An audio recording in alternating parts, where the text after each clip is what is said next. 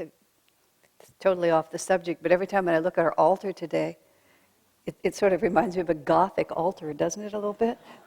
When I first came in, I thought of, in my childhood, my parents had a book on the shelf of Addams Family cartoons. Remember those from the New Yorker? Are those still popular? You know, I guess it was a television series, which was a stage beyond what I knew. So this is totally irrelevant. But I thought of this cartoon that I always loved in there, and it's the mother opening the door, and there's a man standing there like a delivery man, and he has, in each of his hands, he has little pet carriers, you know, like cat carriers. And the mother says, "Oh, honey, the children are home from camp." You know, it's very black humor, but I've always enjoyed it. So I sort of feel like this altar is with green flowers. It's like a whole new look.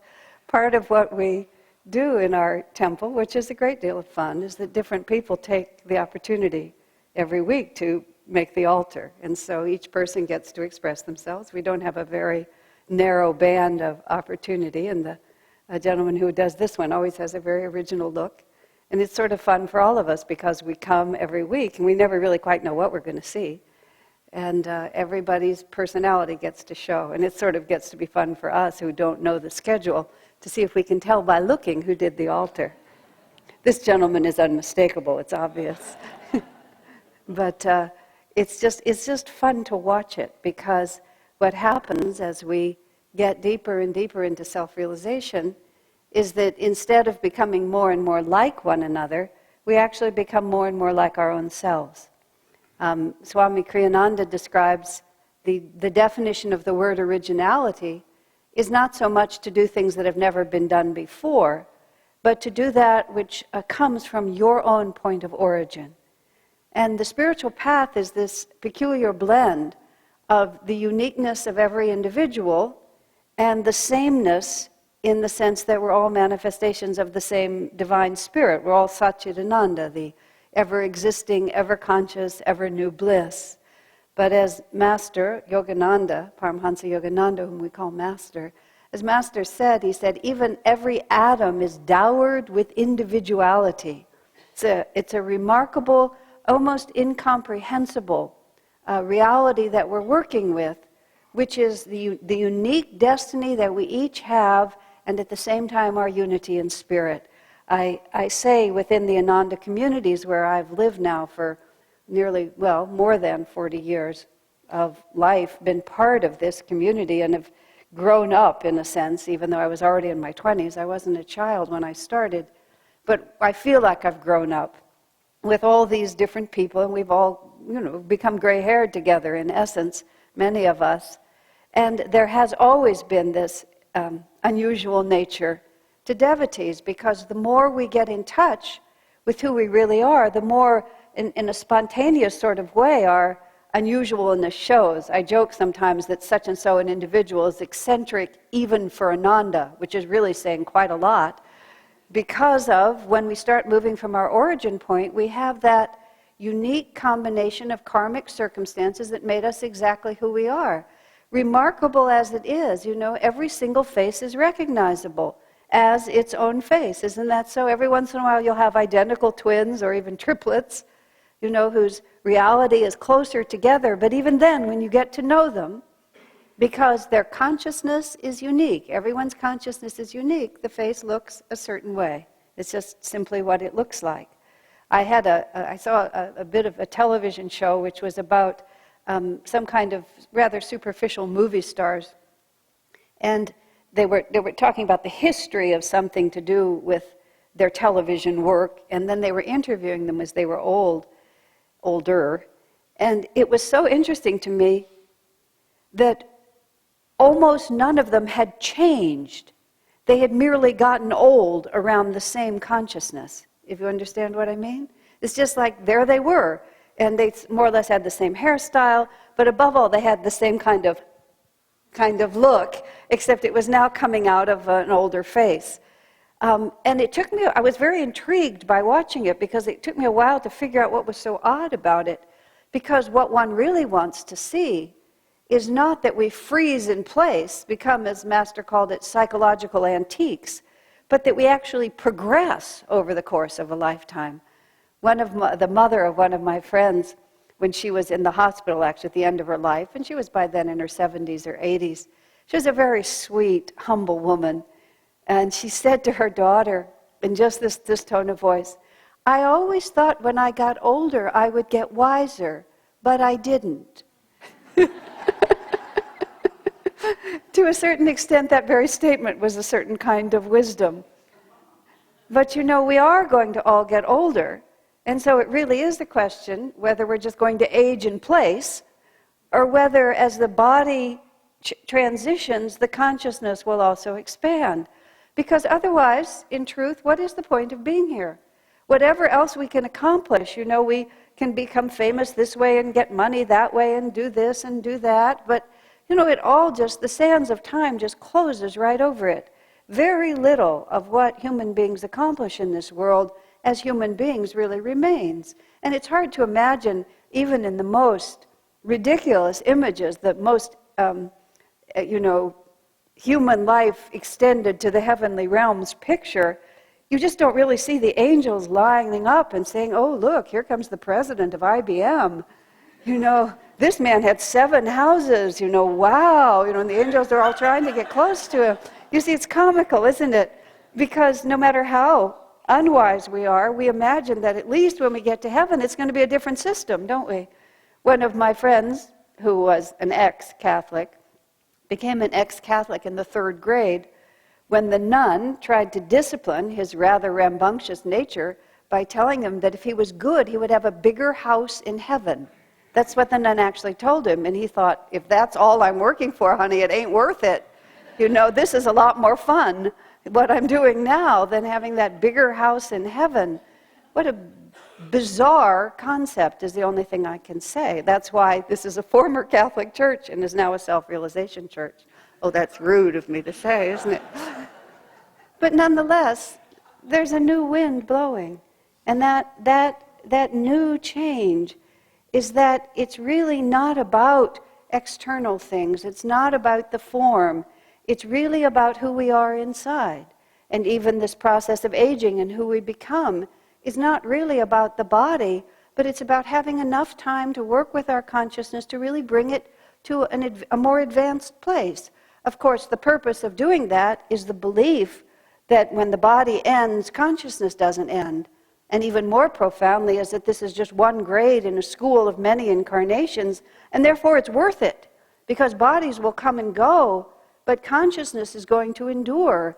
And if we really want to make wise investments that will really pay off in the end, and have a business plan that's worth following, that plan has to take into account the fact that it will always be now. And even after this identity is gone, we will still be Satchidananda, ever conscious, ever aware, living in whatever reality it is. This is such a self-evident fact. Now, just a moment, my train of thought went away, and I want to see if I can find it again, because I liked it. I wanted to follow it. I think now it's gone, so we have to find another one. Just a moment. You know, in our lives, we consider ourselves so fortunate, don't we? If we meet even 1 or 2 individuals who are genuinely admirable, people whose company we really enjoy, whose accomplishments are really notable, whether those accomplishments are the way they relate to people or their artistic ability or something about them that really inspires us. I know in my life I've been very fortunate to have quite a few role models. Some of them, of course, are well known to you, like Swami Kriyananda or Jyotishan Devi, who are leaders of the Ananda work. And I've been fortunate to know them all for many, many years. But others of them, in the context of our Ananda life, are really small and humble people. I know I've shared with you sometimes and included this in the book I wrote about Swami Kriyananda, a dear friend of ours named Paula, who died of cancer. I was quite a few years ago now, maybe 8 or 10 years ago. Paula was such a sweet and simple person. Some people would say outside of the context of being a devotee, it was sort of hard to get a bead on who she was. But what she was pure sweetness. There's an Indian dessert called rasagula, which is a ball of paneer, of fresh cheese, and it's soaked in sugar syrup. and various other things happen to it. But the end point of it is you end up with this little white ball, and when you push on it, it's been saturated with the sugar syrup, so all the sweetness just comes pouring out of it. Paula was that kind of a person. Whenever you pressed her, just sweetness would come out of her. I can't say for myself that when under pressure, nothing but sweetness comes out of me. So I apprenticed myself to her inwardly. And I made a point of cultivating her friendship. It was so sweet when she was dying in the hospital. She had cancer. She had it for the third time. As she said to her, she never took the chemotherapy. As she said to her doctor, who felt sort of badly that she was dying, in her dying days in the hospital, the doctor came in and he was feeling a little sad because she wasn't that old. And she just reached out her hand and she stroked his cheek like this. She said, "Don't feel bad," she said.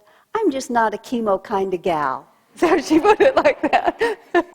And it was just like, it's all right, I'm doing what I came to do. And David and I were actually in Costa Rica, and when she went into the hospital and it became clear that she wasn't going to live much longer, we sort of lost touch with them because we were far away, and we were flying back, and we landed in Sacramento, and we needed to know whether to go to Nevada City. We didn't even know if she was still alive, or to come down to the Bay Area. So we telephoned and eventually got her brother, Arjuna, who was in the hospital with her. And he said, "David, Asha, Paul has just been dying to hear from you." And then we heard this roar of laughter in the room because there are all these other people in the room. No, she's been living, waiting for you to come. So we immediately dashed up to be with her. Now what I'm talking about is just a dear friend. And when she actually died, she died consciously. She just said the names, Om Christ Guru, were the last words that came out of her mouth. And then she breathed for maybe 15 more minutes. And there was a room full of devotees with her. She'd asked us all to help her. The words just before Om Christ Guru were, "Oh, this is hard." That's what she actually said. "This is hard. You have to help me." And then she said, "Om Christ Guru." And that was all she said. And then we listened to her breathe, and then she stopped breathing. And when her soul left its body, it was like an astral wind. That's the only thing I can think of. I felt this rush of energy. I mean, it wasn't physical, because we were just in this little hospital room. This rush went over my head, and I felt really like angels had just passed over. That all happened instantly, and I just began to weep.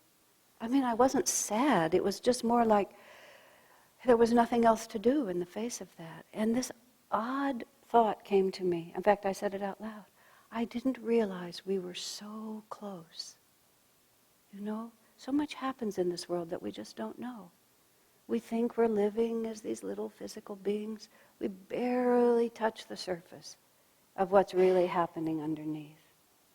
Now, I'm talking about the relationship with a dear friend who was in fact a great soul. But isn't it so that so much of what really affects us in our lives is our relationships with one another, and especially the relationships with those who have something to teach us spiritually and personally? As Swamiji writes, if there is such a thing as spiritual progress, which of course with our whole hearts we know there is, we can just look around and see it, doesn't it naturally follow that we would want to be in close association with those who know more about the only thing that matters to us? Swamiji's genius as a teacher is they can always take these very high truths. The word guru is not such a foreign word anymore. In fact, it's become terribly abused. But let's pretend that we're still using it as it's intended, the one who can remove darkness from us, right? And it sounds so, it's hard to get a grasp on what it is. And there's so much misunderstanding about what a guru is, and that's why the word has become so trivialized by the way it's being used, a guru for anything, But the true guru, the Satguru, that means truth, the divine truth, the Satguru is the one who has attained the only thing that all of us want. Swamiji often talks about the fact that it's really self-evident. You see people who are very accomplished in their fields, and they may tell you, hey, it's been a hell of a good life, but none of them can say, this is what all of you are seeking. Those movie stars those television stars that I saw on television, just doing their thing, I mean, not one of them would have been able to say sincerely, this is the only path to fulfillment. In fact, it would have been comical for them to say that given consciousness or lack thereof, that was manifested in their aging faces.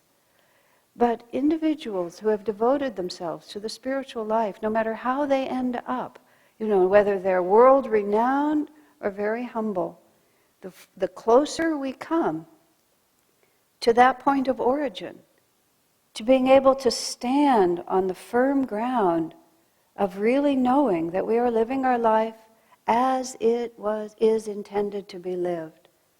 I mean, those souls, those saints, those great masters can say to anyone, this is what you are seeking. This is the only life worth living. And then it's not just a question of opinion, it's what you see manifested on those faces. My friend Paula, because she was an Ananda leader, but she wasn't someone that everybody would put first on the list. It was more like in her quiet, sweet, Rasagula manner, just her humility, just moving through life with this constant inner relationship to the only part of life that mattered, which is her own relationship to the Divine Spirit. She became what all of us long to be able to face death with so much relaxed courage and so much humor, and such openness and such a intimacy with so many people. All of us that she drew together, literally, to help her through those last hours. What an extraordinary statement that is about what the power of the spiritual path can give us. And the thought, which is our subject for today, about having a guru, interestingly, today is Guru Purnima. Purnima means fullness, and it's the full moon in July today, which forever in India, as an ancient tradition, has been the day dedicated to the Guru. It's the day that one celebrates the fact that great souls who have no karmic reason of their own to enter into this, the bondage of human life, step back into it willingly for one reason, which is to help us. Swamiji, in the writing about this subject, says, if you're looking to understand a guru, to evaluate, which is an important aspect of it, and not to be naive, he said, a true spiritual teacher wants nothing except your own upliftment, draws nothing for himself, draws nothing for herself. The only thought she has, or he has, is your upliftment.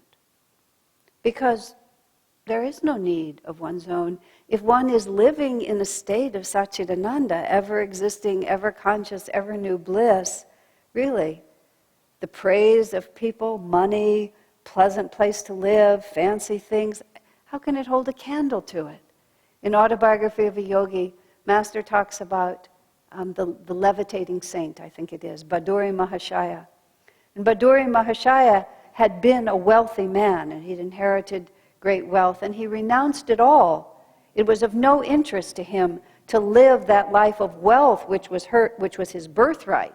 He just turned his back on it and devoted himself to the spiritual search. Instead, he felt burdened by that which so many people spend their whole lives trying to acquire.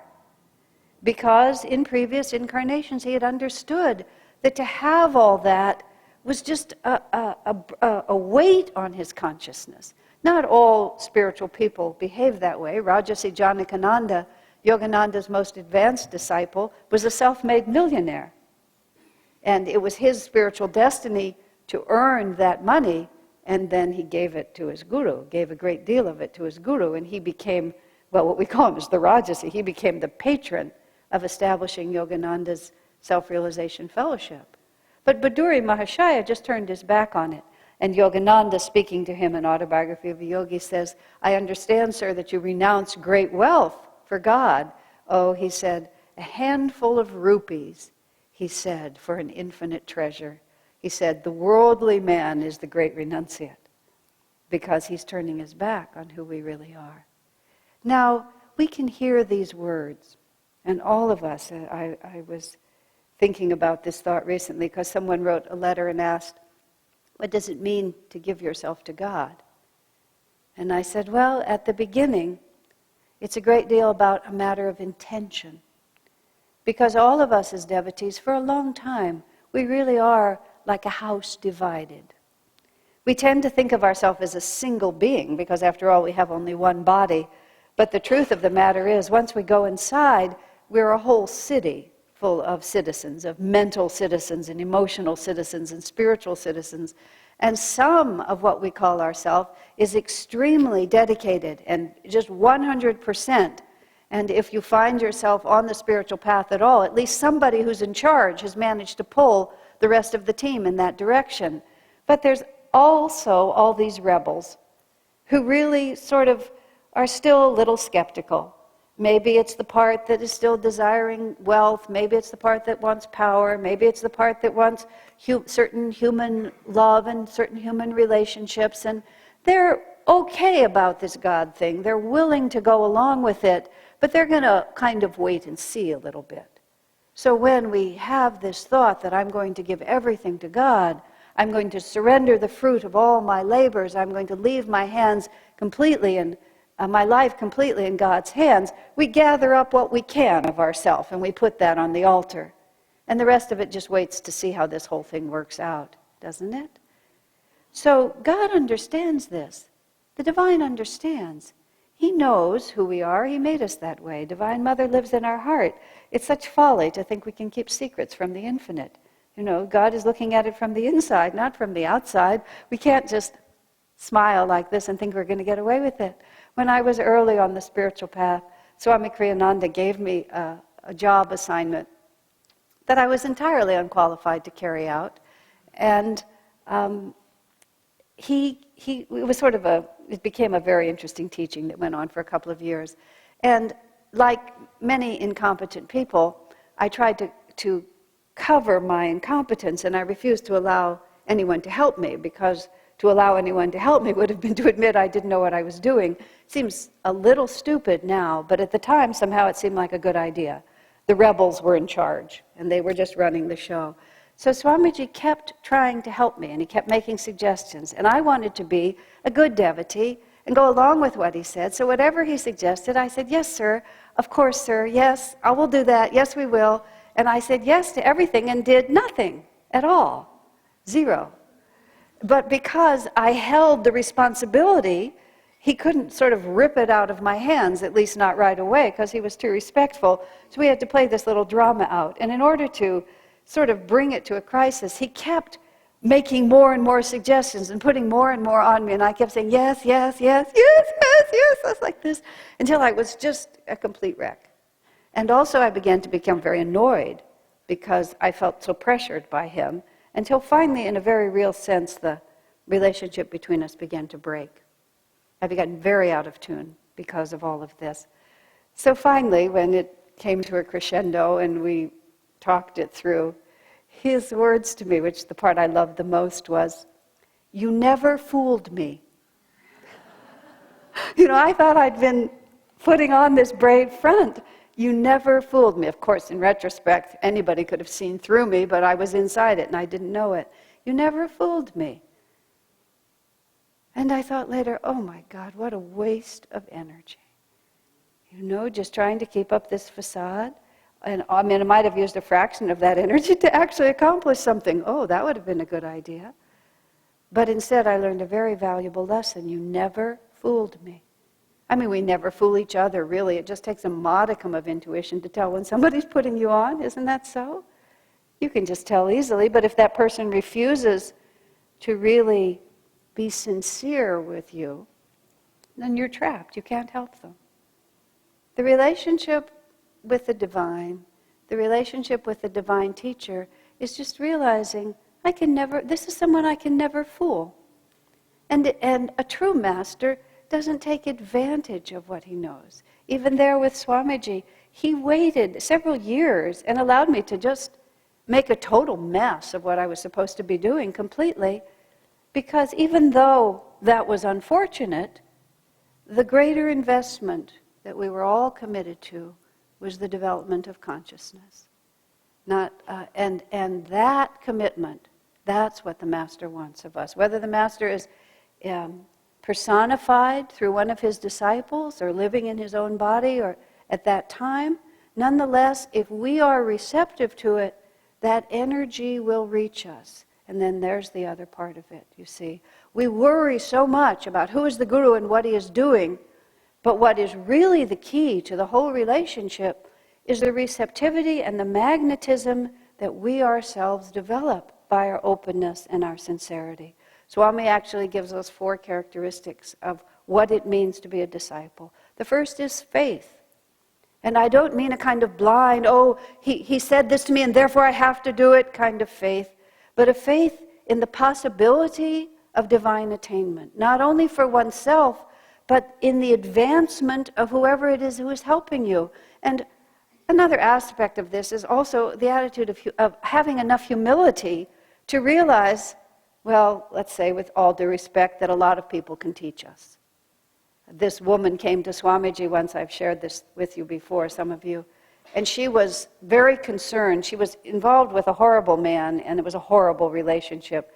But she had this kind of superstitious fear that maybe he was the divinely destined partner for her, and that even though all common sense said she should just get away from him, she wanted to ask Swamiji if he was the destined one before she just did what was self-evident and separated.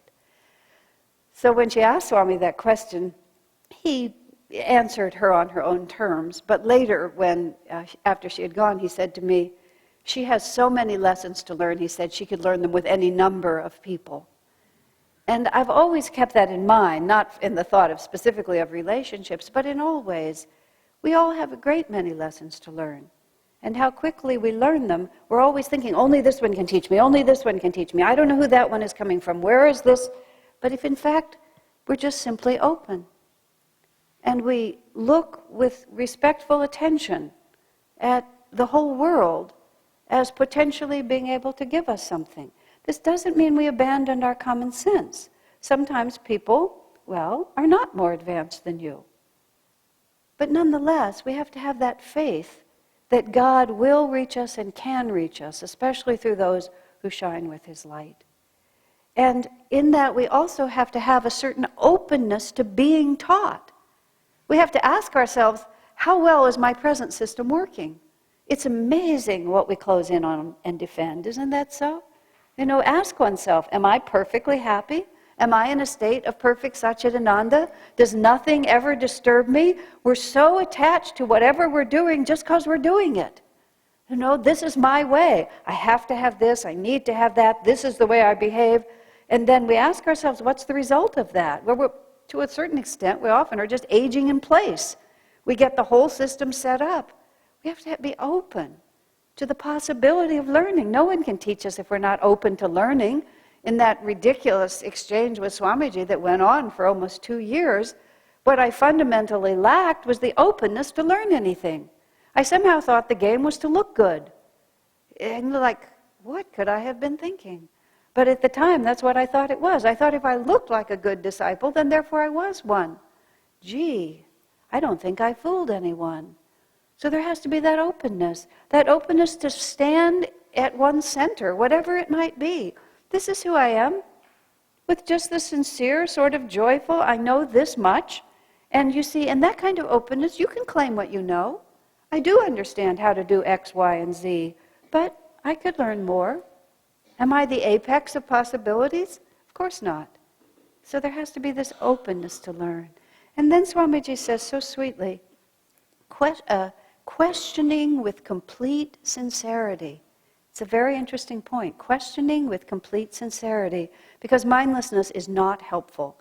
There was this very curmudgeonly man at Ananda Village who used to dispute with Swamiji a great deal. And Swamiji's answer, he says, I prefer an honest argument than mindless acquiescence. That was his word. You know, sort of, I was giving him mindless acquiescence. I prefer an honest argument, he said. And there's two ways of arguing. One way of arguing is to prove that you're a fool and that I'm the one who knows. And oftentimes we sort of debate that way. If we can just win the argument, that's all that matters. I lived in a family of debaters and was one myself. And you just debate, you just win the argument. But what we really have to have is complete sincerity. I want to know what's true. If you're right, I want to know that. If I'm right, I want to know it. It's very impersonal. It's just, what is the truth here? Swamiji so many times over the years has said to me, Asha, you don't have to fight for truth in the sense you don't have to assert your opinion. He said, the truth will speak for itself. All we have to do is seek the truth. So if someone says something to you, even if you have great faith that they're wise and great openness to learning, but you don't understand it, with complete sincerity, which is to say the sincerity of desiring to understand. You can say anything you want, Sister Gyanamata said, as long as you have detachment and respect. She said you can ask the Guru anything. Detachment means openness to the truth, and respect means the faith and respect that it's possible for this person to teach you that I'm not the only one who knows. And then the third point, and unfortunately I don't have an hour class to finish this, he says an attitude of humble service. In our reading today, that point was emphasized, and I'm going to spend a moment on it because it's very important. It's always talked about, to be a good disciple, it's very important to serve the Guru. So we think of this like we want to bring the Guru his slippers, and we want to make his tea, and we want to, massage his shoulders or rub his feet or make up his bed or whatever it is. Master talks in the Autobiography of a Yogi about the young disciples who rendered personal service to Sri Yukteswar, took care of his clothes and his food and things like that. We love that idea. We're going to chop wood and carry the water.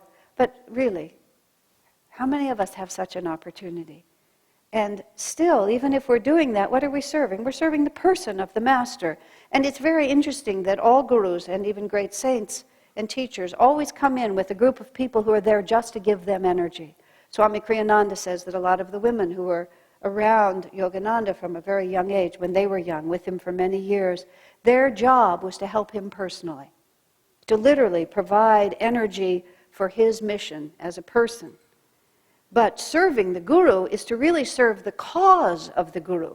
Because even though the Guru as a person, when Yogananda was alive, he needed help. Swami Kriyananda has a staff of people who just help make his life possible. He has medical care, he has a cook, he has a secretary, he has sort of a personal attendant. This is very common because his life is complicated and he can't be concerned about packing his own suitcases and fixing his own computers. He has something better to do.